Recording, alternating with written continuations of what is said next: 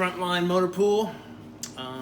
For those of you who've been following my blog, today I am going to attempt to finish restoring my drive shafts for my Willys MB and install the drive shafts. So when I got the Jeep initially, it was set up for a T90 transmission, which is a little bit bigger and a little bit fatter, or longer I should say.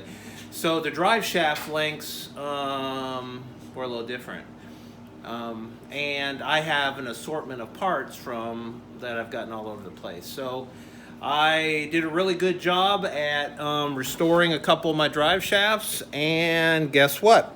One of them's the wrong length. So you can see the OD green one looks awesome, but actually I think that's supposed to be for an M38, maybe even for a very early CJ2A that had a T90 transmission in there.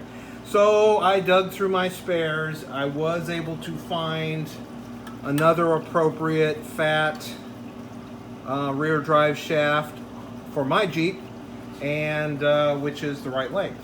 So I lucked out there. So what I'm going to do today is I'm going to remove these old propeller gears, and I'm going to take my brand new one that I installed here. I'm going to take it out and I'm going to swap it over.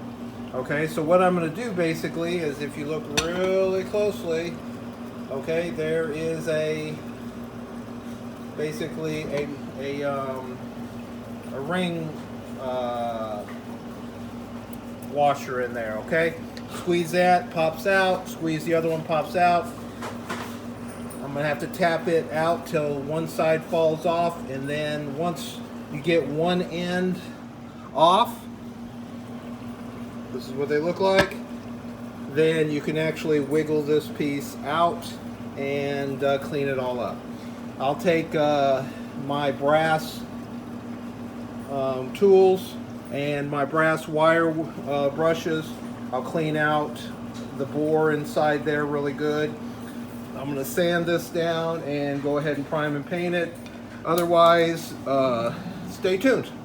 All right, so I've removed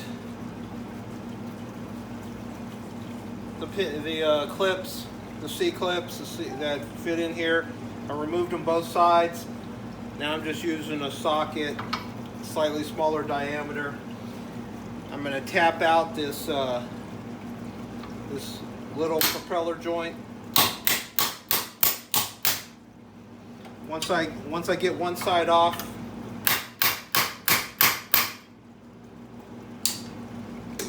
you can see one side popped off. Now I can wiggle it out, and this could probably be reused if you were in a pinch. You'd have to clean up these races and stuff, but I don't have any more caps for the end. So if you look in here, the races actually look pretty good. There's some shiny metal in there. So I'm going to clean all this stuff up, and I will show you how it's going. If you look in here, there's a bunch of little pins.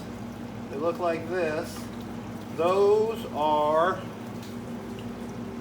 you may not be able to see this. It's a little tiny pin. The whole edge is lined up with those. Those are called needle bearings. And that's what allows us to spin freely. You got to be careful when you're putting it back together, because the needle bearings will fall out and you're hammering on it and it'll get all bent up, they'll snap. Ask me how I know that. All right.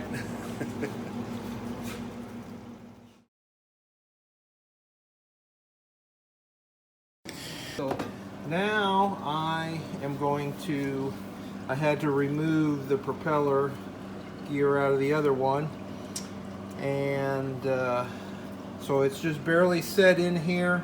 I put the cap on, and now I'm just going to squeeze it in the vise and set it. Right. I was was able to get the new drive shaft in.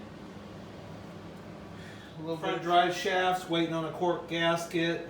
So I can't put that on until the cork gasket arrives.